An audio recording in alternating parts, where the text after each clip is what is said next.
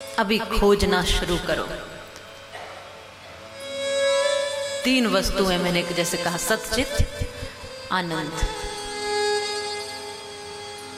ईश्वर, जीव और प्रकृति, और तीनों को टटोल कर देखिए।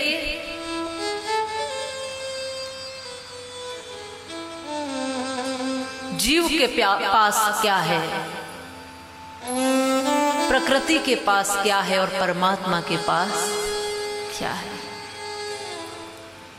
जो अतृप्ति है, जो अशांति है, जिस शांति की खोज कर रहे हो, जिस आनंद को ढूंढ रहे हो, वो आनंद किसके पास मिलेगा, कहां मिलेगा?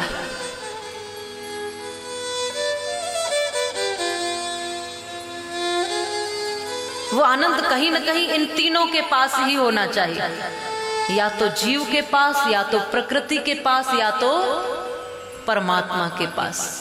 अब तीन लोग हैं, एक व्यक्ति को के हाथ में गेंद दे दी, अब एक को ढूंढ लिया, दूसरे को ढूंढ लिया, दोनों में से किसी के पास मिली नहीं तो कहां मिलेगी? उसके पास, तीसरे के पास, और ढूंढने की जरूरत।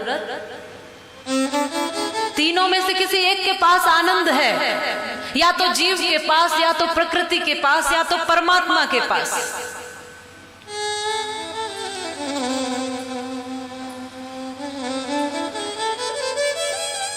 जीव के पास क्या है?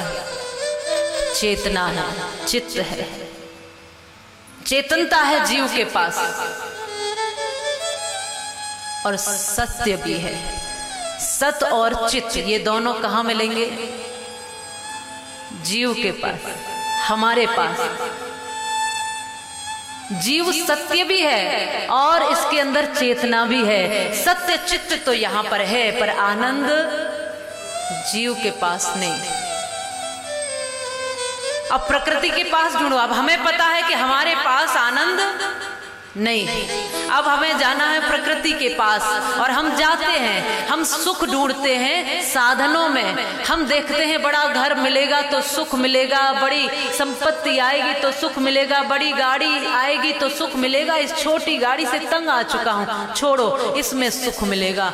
और कहां कहां कहां कहां हमने पूरी प्रकृति के साधनों में सुख ढूंढा, लेकिन सुख, आनंद नहीं मिला। थोड़े पल का सुख है, आज नई गाड़ी आई है, आहा बहुत बढ़िया, और महीने भर के बाद क्या वही आनंद आप महसूस कर पाते? अरे रे, अभी अभी नया नया विवाह हुआ है, बहुत बढ़िया, आसमान में उड़ रहे हैं, और कुछ दिन के बाद सर फोड़ रहे हैं। एक समानता है नहीं। हमारे पास सत्य भी है, चित्त भी है, आनंद की खोज है, क्योंकि हमारे पास जो नहीं होता हम खोज उसी की करते हैं। जिसके पास खाने को रोटी नहीं है वो रोटी खोजेगा, और ये उसकी ईमानदारी भी है। बेईमानी तो तब होगी जब रोटी है और फिर भी खोज रहा है कि उसकी भी मिल जाए, इसकी भी मिल जाए। पर यह तो ईमानदारी है कि हमारे पास जो नहीं है उसके लिए हम प्रयास कर रहे हैं, तो हम साधनों की तरफ जाते हैं। जो हमें जहां सुख दिखता है, उसका घर बहुत बड़ा है, वो सुखी लगता है, वो बहुत विद्वान है, वो सुखी लगता है, और जो जो हमें सुखी दिखाई देता है, हम वो साधन जुटाने का प्रयास करते हैं और सुखी हो जाना चाहते हैं। पर अंततः हम सुखी नहीं हो पाते, क्योंकि उसमें सुख था ही नहीं। जहां हम जो चीज ढूंढ रहे हैं वो है ही नहीं। अब ये तो ये हो गया कि रेगिस्तान में पानी ढूंढना, फिर दुखी हो रहे हैं, हमने जो खोजा वो मिला क्यों नहीं? आपकी खोज गलत स्थान पर है, आपकी खोज ही गलत दिशा में है। फिर हम प्रकृति के पास गए, हमने देखा इसके पास क्या है, इसके पास सत्य तो है। प्रकृति में चेतना नहीं है, लेकिन उसका अस्तित्व तो है, सत्य तो है। हमारे पास सत्य भी है, चित्त भी है, प्रकृति के पास सत्य है, सत्य है, लेकिन अब हमें तीसरा जो बचा है, कौन? परमात्मा। उसके पास ढूंढने की जरूरत पड़ेगी क्या? उसके पास सत्य भी है, चित्त भी है और आनंद भी है, इसलिए हम मिला के उसको कहते सच्चिदानंद। और अब हमें पता भी चल गया उम्र के किसी पड़ाव तक कि अब हमें परमात्मा में आनंद ढूंढना है। हमें मालूम है कि ये आनंद जो है न मेरे पास है न प्रकृति के पास है, ये आनंद है परमात्मा के पास। अब उस आनंद को हमें ढूंढने जाना है। अब हमारी खोज शुरू हुई परमात्मा को ढूंढने की। हमने सारे साधन जुटाए पर आनंद नहीं मिला।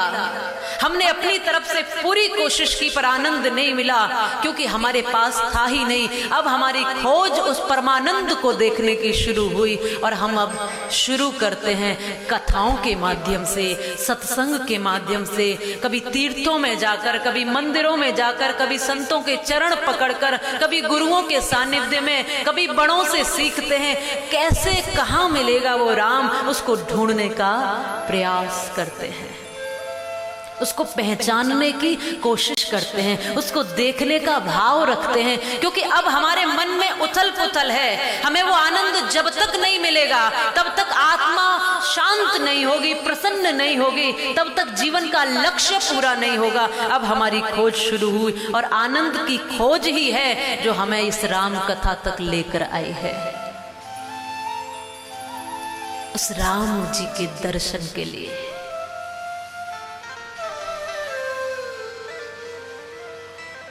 क्या उनको देखना चाहते हो?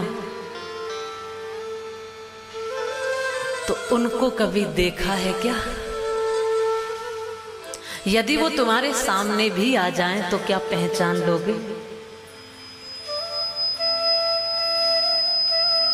यदि तुम्हारे साथ, अब ऐसा तो नहीं कि वो धनुष बाण लेकर के राम उस रूप में आएंगे जिसमें तुमने फोटो में देखे,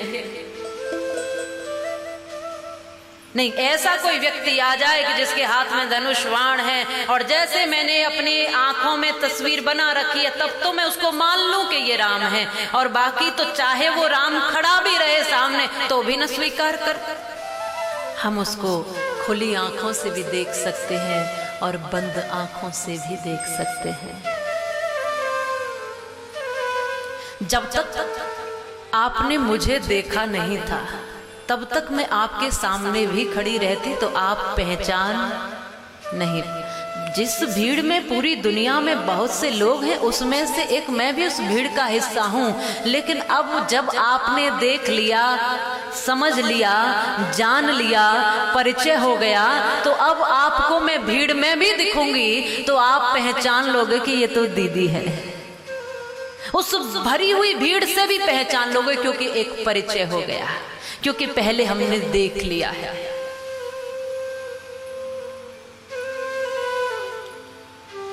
भक्त के मन में ये लालसा तो है उसको देखने की, लेकिन भक्त कहता है मैं तुम्हें पहचान नहीं पा रहा। भरद्वाज भी याज्ञवल्क्य जी से यही कह रहे हैं कि मुझे पहचान कराइए राम जी की, ये वही राम है क्या? और यहाँ पार्वती जी भी भोलेनाथ से इसी संशय को लेकर के, इसी भ्रांति में होकर के कहती हैं अब ये वही राम है, ये वो राम तो नहीं है। सामने राम है फिर भी राम जी पहचान लिए क्या? सामने राम खड़े हैं पर राम पहचानने में नहीं आते। ठाकुर जी की छवि हमने जैसी फोटो में, तस्वीर में देख ली है, अगर वैसे हमारे सामने खेलने लग जाए तो हम सोच ले कि ये कन्हैया है। बाकी के दुनिया में जितने बाल गोपाल हैं उनमें तो कृष्ण दिखते नहीं है।